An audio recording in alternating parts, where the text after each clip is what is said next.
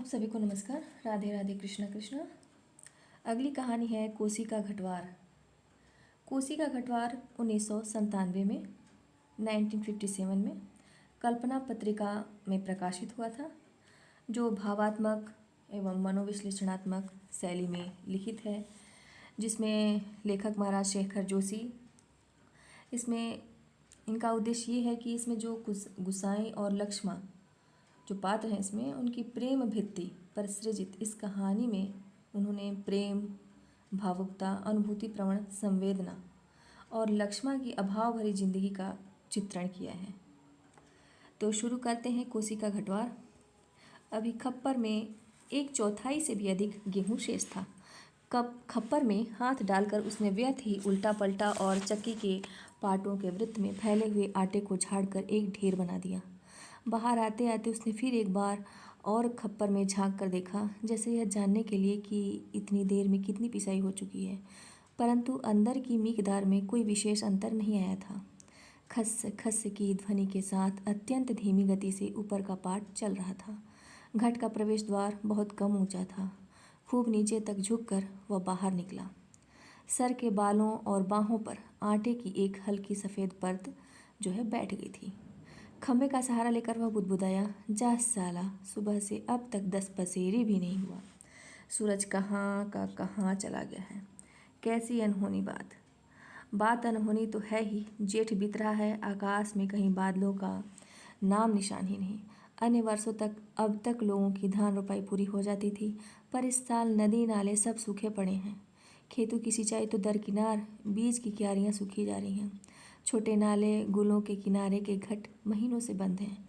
कोसी के किनारे है गुसाई का यह घट, पर इसकी भी चाल ऐसी कि लद्दू घोड़े भी चाल को मात देती हैं।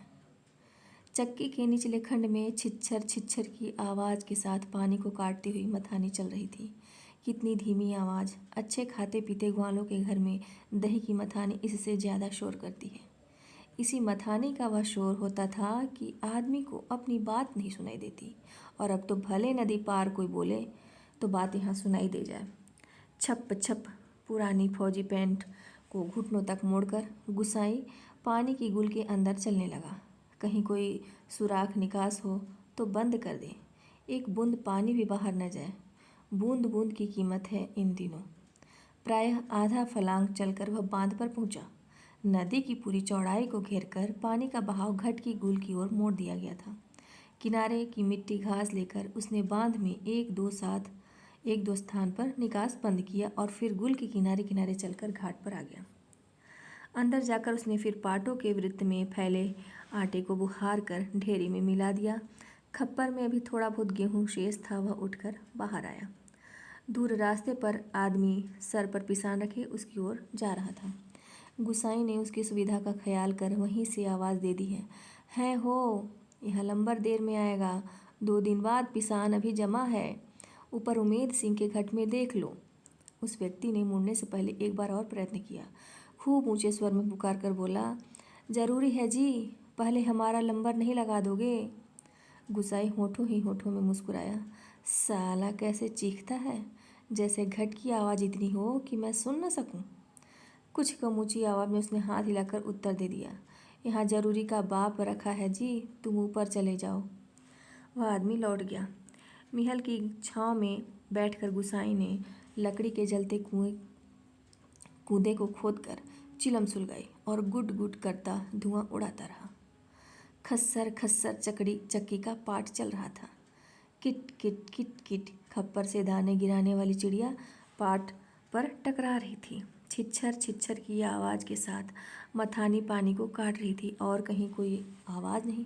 कोसी के बहाव में भी कोई ध्वनि नहीं। रेती पाथरों के बीच टखने टखने पत्थर भी अपना सर उठाए आकाश को निहार रहे थे। दोपहरी ढलने पर भी इतनी तेज धूप, कहीं चिड़ैया भी नहीं बोलती, किसी प्राणी का प्रिय अप्रिय स्वर नहीं। सूखी नदी के किनारे बैठा गुसाई सोचने लगा, क्यों उस व्यक्ति को लौटा दिया? लौट तो वह जाता ही घट के अंदर टच पड़े पिसान के थैलों को देखकर 2-4 क्षण की बातचीत का आसरा ही होता। कभी कभी गुसाई को यह अकेलापन काटने लगता है। सूखी नदी के किनारे यह अकेलापन नहीं, जिंदगी भर साथ देने के लिए जो अकेलापन उसके द्वार पर धरना देकर बैठ गया है वही जिसे अपना कह सके। ऐसे किसी प्राणी का स्वर उसके लिए नहीं, पालतू कुत्ते बिल्ली का स्वर भी नहीं। क्या ठिकाना ऐसे मालिक का जिसका घर द्वार नहीं, बीवी बच्चे नहीं, खाने पीने का ठिकाना नहीं। घुटनों तक उठी हुई पुरानी फौजी पैंट के मोड़ को गुसाई ने खोला। गुल में चलते हुए थोड़ा भाग भीग गया था, पर इस गर्मी में उसे भीगी पैंट की यह शीतलता अच्छी लगी। पैंट की सलवटों को ठीक करते करते गुसाई ने हुक्के की नली से मुंह हटाया। उसके होठों में बाएं कोने पर हल्की सी मुस्कान उभर आई। बीती बातों की याद गुसाई सोचने लगा। इसी पैंट की बदौलत यह अकेलापन उसे मिला है। नहीं, याद करने को मन नहीं करता। पुरानी, बहुत पुरानी बातें वह भूल गया है। वह हवालदार साहब की पैंट की बात उसे नहीं भूलती। ऐसी ही फौजी पैंट पहनकर हवालदार धर्म सिंह आया था।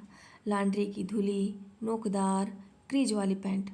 वैसी ही पैंट पहनने की महत्वाकांक्षा लेकर गुसाई फौज में गया था, पर फौज से लौटा तो पैंट के साथ साथ जिंदगी का अकेलापन भी उसके साथ आ गया। पैंट के साथ और भी कितनी स्मृतियाँ संबद्ध है। उस बार की छुट्टियों की बात। कौन महीना? हाँ, बैसाख ही था। सर पर क्रास खुखरी की क्रेस्ट वाली काली किस्ती नुमा टोपी को तिरछा रखकर फौजी वर्दी वह पहली बार एनुअल लीव पर घर आया तो चीड वन की आग की तरह खबर इधर उधर फैल गई थी। बच्चे बूढ़े सभी उससे मिलने आए थे। चाचा का गोठ एकदम भर गया था। ठस्सा ठस बिस्तर की नई, एकदम साफ, जगमग लाल नीली धारियों वाली दरी आंगन में बिछानी पड़ी थी लोगों को बिठाने के लिए। खूब याद है, आंगन का गोबर दरी में लग गया था। बच्चे बूढ़े सभी आए थे। सिर्फ चना गुड़ या हल्द्वानी के तंबाकू का लोभ ही नहीं था। कल के शर्मीले गुसाई को इस नए रूप में देखने का कौतूहल भी था, पर गुसाई की आंखें उस भीड़ में जिसे खोज रही थी वह वहाँ नहीं थी।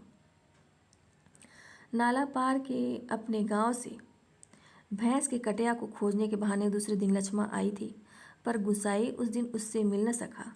गांव के छोकरे ही गुसाई की जान को बवाल हो गए थे। बुढ़े नरसिंह प्रधान उन दिनों ठीक ही कहते थे। आजकल गुसाई को देखकर सोबनिया का लड़का भी अपनी फटी घेर की टोपी को तिरछी पहनने लग गया है। दिन रात बिल्ली के बच्चों की तरह छोकरे उसके पीछे लगे रहते थे, सिगरेट, बीड़ी या गपशप के लोभ में। एक दिन बड़ी मुश्किल से मौका मिला था उसे। लक्ष्मा को पात पतेल के लिए जंगल जाते देखकर वह छोकरों से कांकड़ के शिकार का बहाना बनाकर अकेले जंगल को चल दिया था। गांव की सीमा से बहुत दूर काफल के पेड़ के नीचे गुसाई के घुटने पर सर रखकर लेटी लेटी लक्ष्मा जो है काफल खा रही थी। पके गधराए गहरे लाल लाल काफल। खेल खेल में काफलों की छीना झपटी करते गुसाई ने लक्ष्मा की मुट्ठी भींच दी थी। टप टप काफलों का गाढ़ा लाल रस उसकी पैंट पर गिर गया था। लक्ष्मा ने कहा था, इसे यहीं रख जाना, मेरी पूरी बाँह की कुर्ती इसमें से निकल आएगी। वह खिलखिलाकर अपनी बात पर स्वयं ही हंस दी थी। पुरानी बात, क्या कहा गुसाई ने, याद नहीं पड़ता। तेरे लिए मखमल की कुर्ती ला दूंगा मेरी सुगा, या कुछ ऐसा ही। पर लक्ष्मा को मखमल की कुर्ती किसने पहनाई होगी? पहाड़ी पार के रमुआ ने, जो तुरी निसार लेकर उसे ब्याहने आया था, जिसके आगे पीछे भाई बहन नहीं, माई बाप नहीं, परदेश में बंदूक की नोक पर जान रखने वाले को छोकरी कैसे दे दें हम? लक्ष्मा के बाप ने कहा था। उसका मन जानने के लिए गुसाई ने टेढ़े तिरछे बात चलवाई थी। उसी साल मंगसीर की एक ठंडी उदास शाम को गुसाई की यूनिट के सिपाही किशन सिंह ने क्वार्टर मास्टर स्टोर के सामने खड़े खड़े उससे कहा था, हमारे गांव ने राम सिंह ने जिद की तभी छुट्टियां बढ़ानी पड़ी। इस साल उसकी शादी थी। खूब अच्छी औरत मिली है यार, शक्ल सूरत भी खूब है, एकदम पटाखा, बड़ी हंसमुख है। तुमने तो देखा ही होगा, तुम्हारे गांव के नज़दीक की है। लक्ष्मा कुछ ऐसा ही नाम है। गुसाई को याद नहीं पड़ता कौन सा बहाना बनाकर वह किशन सिंह के पास चला आया था। रम डे थे उस दिन। हमेशा आधा पैग लेने वाला गुसाई उस दिन पेशी करवाई थी, मलेरिया प्रिकॉशन न करने के अपराध में। सोचते सोचते गुसाई बुदबुदाया, साल एडजुटेंट सॉरी। गुसाई सोचने लगा, उस साल छुट्टियों में घर से विदा होने से एक दिन पहले वह मौका निकालकर लक्ष्मा से मिला था। गंगनाथ जी की कसम, जैसा तुम कहोगे मैं वैसा ही करूँगी, आंखों में आंसू भरकर लक्ष्मा ने कहा था। वर्षों से वह सोचता आया है कि कभी लक्ष्मा से भेंट होगी तो वह अवश्य कहेगा कि वह गंगनाथ का जागर लगाकर प्रायश्चित जरूर कर ले। देवी देवताओं की झूठी कस्में खाकर उन्हें नाराज करने से क्या लाभ। जिस पर भी गंगनाथ का कोप हुआ वह कभी फल फूल नहीं पाया, पर लक्ष्मा से कब भेंट होगी यह वह नहीं जानता। लड़कपन से संगी साथी नौकरी चाकरी के लिए मैदानों में चले गए हैं। गांव की ओर जाने का उसका मन नहीं होता। लक्ष्मा के बारे में किसी से पूछना उसे अच्छा नहीं लगता। जितने दिन नौकरी रही वह पलट कर अपने गांव आया। एक स्टेशन से दूसरे स्टेशन पर वॉलंटियरी ट्रांसफ़र लेने वालों की लिस्ट में नायक गुसाई सिंह का नाम ऊपर आता रहा, लगातार 15 साल तक। पिछले बैसाख में ही वह गांव लौटा। 15 साल बाद रिजर्व में आने पर काले बालों को लेकर गया था, खिचड़ी बाल लेकर लौटा। लक्ष्मा का हठ उसे अकेला बना गया। आज इस अकेलेपन में कोई होता जिसे गुसाई अपनी ज़िंदगी की किताब पढ़कर सुनाता। शब्द शब्द, अक्षर अक्षर, कितना देखा, कितना सुना और कितना अनुभव किया है उसने। पर नदी किनारे यह तपती रेत, पंचक्की की खटर पटर और मीहल की छाया में ठंडी चिलम को निष्प्रयोजन गुड़गुड़ाता गुसाई।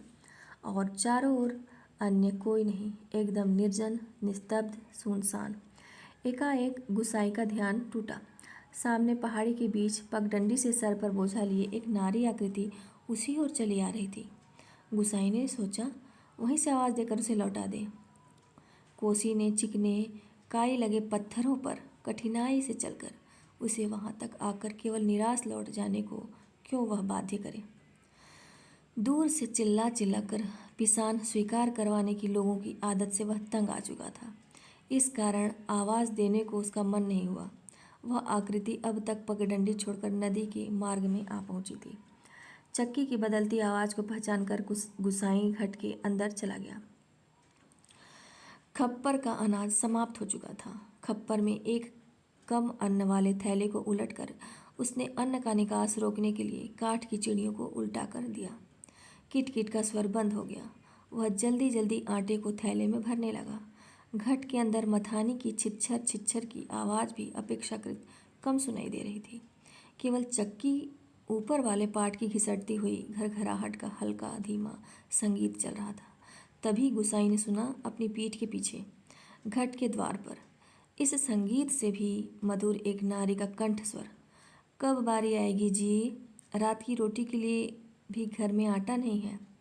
सर पर पिसान रखे एक स्त्री उससे यह पूछ रही थी। गुसाई को उसका स्वर परिचित सा लगा। चौंक कर उसने पीछे मुड़कर देखा। कपड़े में पिसान ढीला बंधा होने के कारण बोझ का एक सिरा उसके मुख के आगे आ गया था। गुसाई उसे ठीक से नहीं देख पाया, लेकिन तब भी उसका मन जैसे आशंकित हो उठा। अपनी शंका का समाधान करने के लिए वह बाहर आने को मुड़ा, लेकिन तभी फिर अंदर जाकर पिसान के थैले को इधर उधर रखने लगा।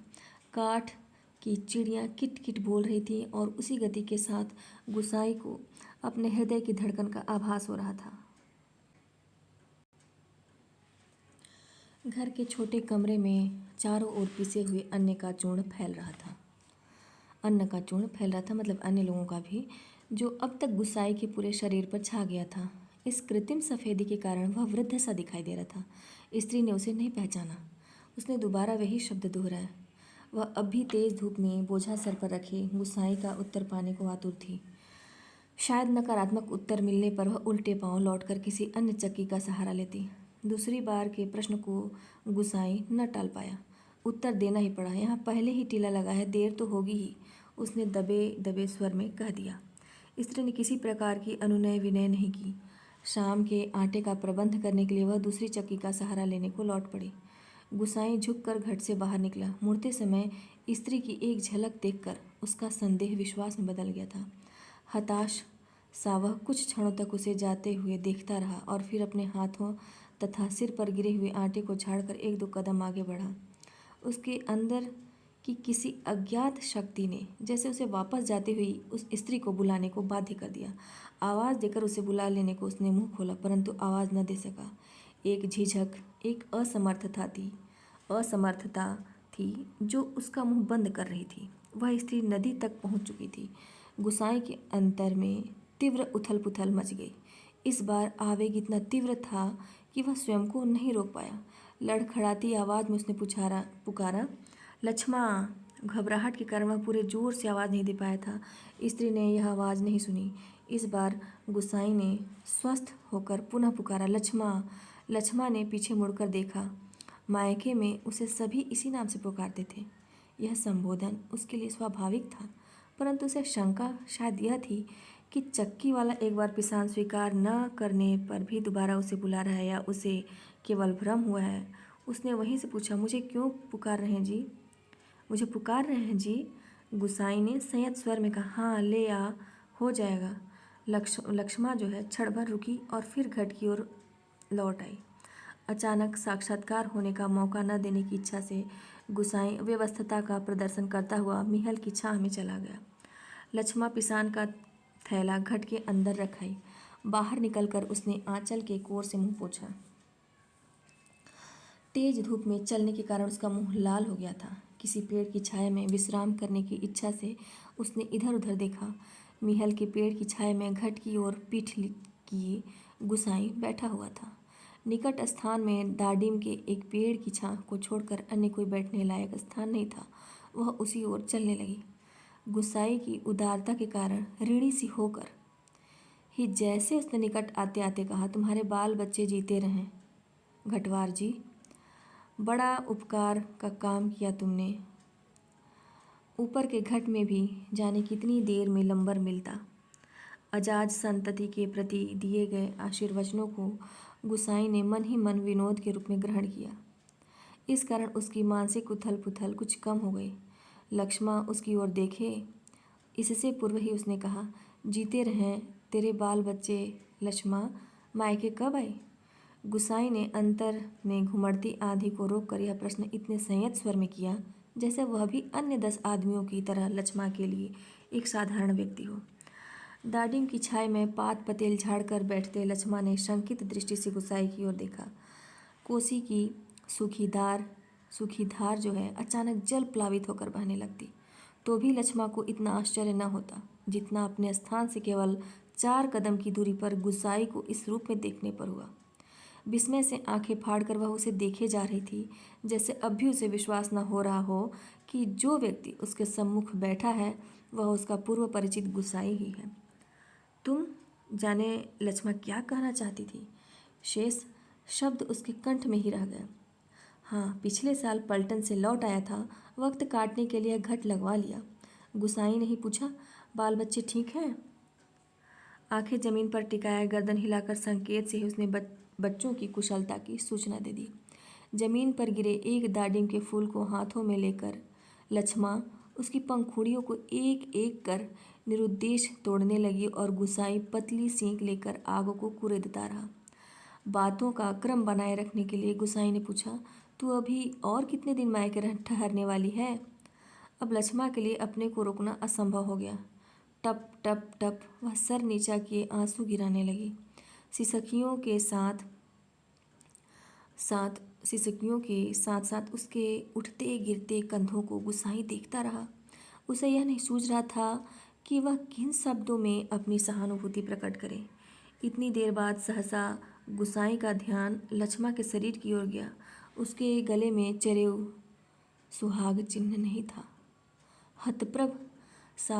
हतप्रभ सा गुसाई उसे देखता रहा। अपनी व्यावहारिक अज्ञानता पर उसे बेहद झुंझलाहट हो रही थी।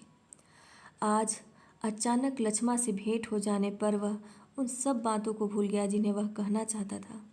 इन क्षणों में वह केवल मात्र श्रोता बनकर रह जाना चाहता था। गुसाई की सहानुभूतिपूर्ण दृष्टि पाकर लक्ष्मा आंसू पोंछती हुई अपना दुखड़ा रोने लगी। जिसका भगवान नहीं होता उसका कोई नहीं होता। जेठ जेठानी से किसी तरह पिंड छुड़ाकर यहाँ माँ की बीमारी में आई थी, वह भी मुझे छोड़कर चली गई।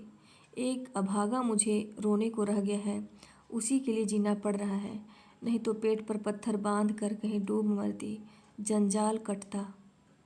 यहाँ काका काकी के साथ रह रही हो? गुसाई ने पूछा। मुश्किल पड़ने पर कोई किसी का नहीं होता जी।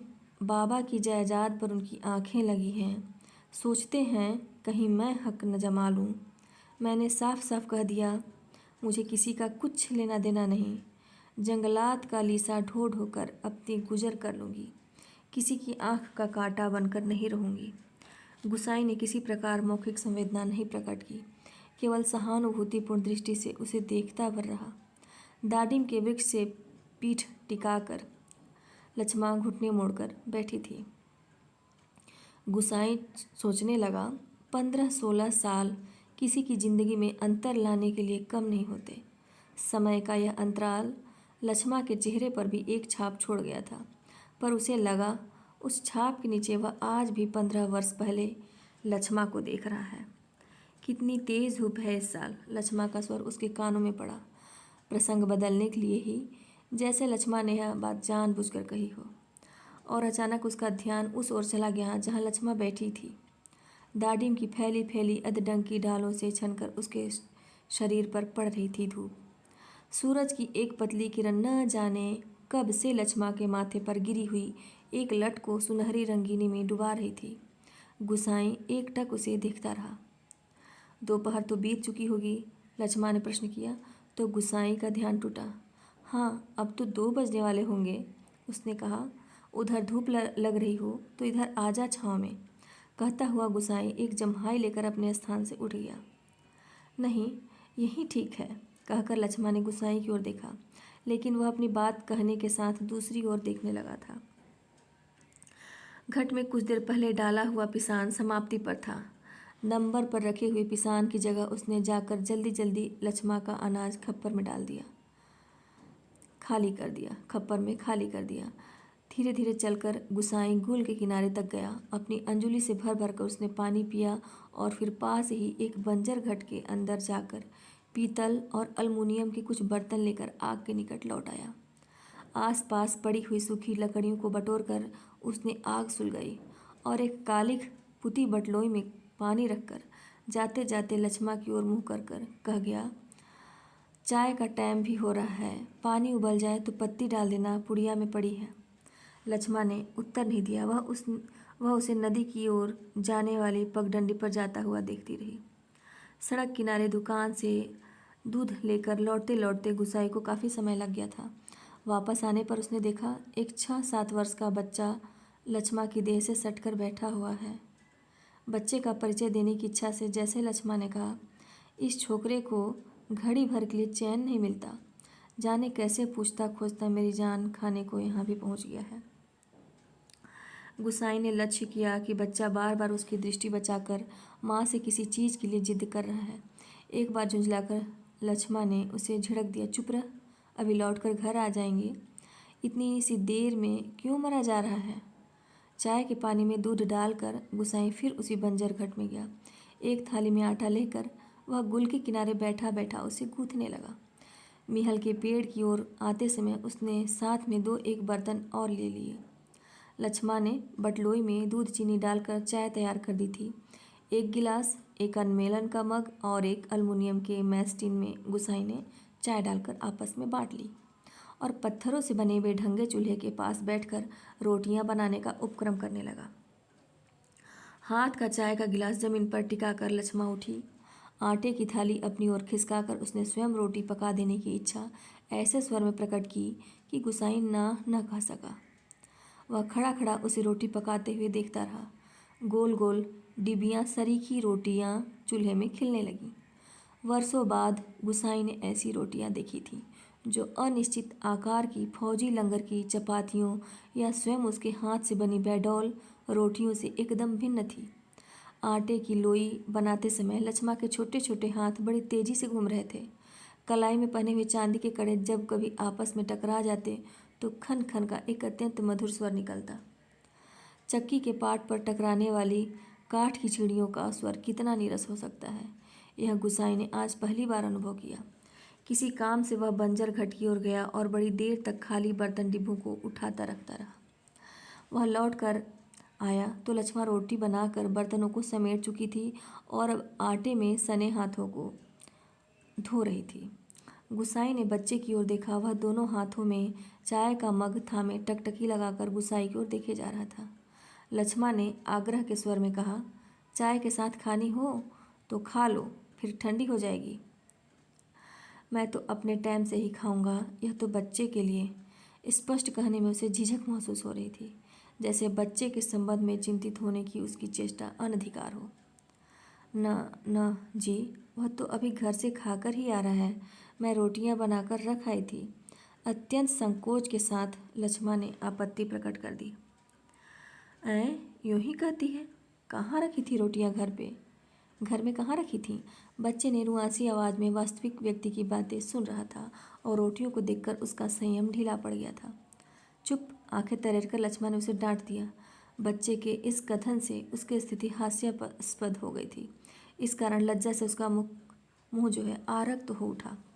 बच्चा है, भूख लग गई आई होगी। डांटने से क्या फ़ायदा? गुसाई ने बच्चे का पक्ष लेकर 2 रोटियां उसकी ओर बढ़ा दी, परंतु माँ की अनुमति के बिना उन्हें स्वीकार करने का साहस बच्चे को नहीं हो रहा था। वह ललचाई दृष्टि से कभी रोटियों की ओर कभी माँ की ओर देख लेता था। गुसाई के बार बार आग्रह करने पर भी बच्चा रोटियां लेने में संकोच करता रहा, तो लक्ष्मा ने उसे झिड़क दिया। मर, अब लेके उन्हें लेता। जहाँ जाएगा वहीं अपने लक्षण दिखाएगा। इससे पहले कि बच्चा रोना शुरू कर दे, गुसाई ने रोटियों के ऊपर एक टुकड़ा गुड़ का रखकर बच्चे के हाथों में दिया। भरी भरी आंखों से इस अनोखे मित्र को देखकर बच्चा चुपचाप रोटी खाने लगा और गुसाई कौतुकपूर्ण दृष्टि से उसके हिलते हुए होठों को देखता रहा। इस छोटे से प्रसंग के कारण वातावरण में एक तनाव सा आ गया था, जिसे गुसाई और लक्ष्मा दोनों ही अनुभव कर रहे थे। स्वयं भी एक रोटी को चाय में डुबाकर खाते खाते गुसाई ने जैसे इस तनाव को कम करने की कोशिश में ही मुस्कुराकर कहा, लोग ठीक ही कहते हैं, औरत के हाथ की बनी रोटियों में स्वाद ही दूसरा होता है। लक्ष्मा ने करुण दृष्टि से उसकी ओर देखा। गुसाई हो होकर खोखली हंसी हंस रहा था। कुछ साग सब्जी होती तो बेचारा एक आधी रोटी और खा लेता। गुसाई ने बच्चे की ओर देखकर अपनी विवशता प्रकट की। ऐसे ही खाने पीने वाले की तकदीर लेकर पैदा हुआ होता तो मेरे भाग क्यों पड़ता? 2 दिन से घर में तेल नमक नहीं है। आज थोड़े पैसे मिले हैं, आज ले जाऊंगी कुछ सौदा।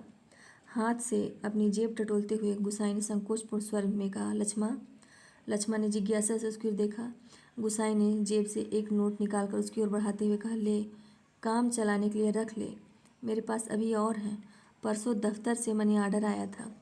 नहीं नहीं नहीं जी, आप काम तो चल ही रहा है। मैं इस मतलब से थोड़े कह रही थी।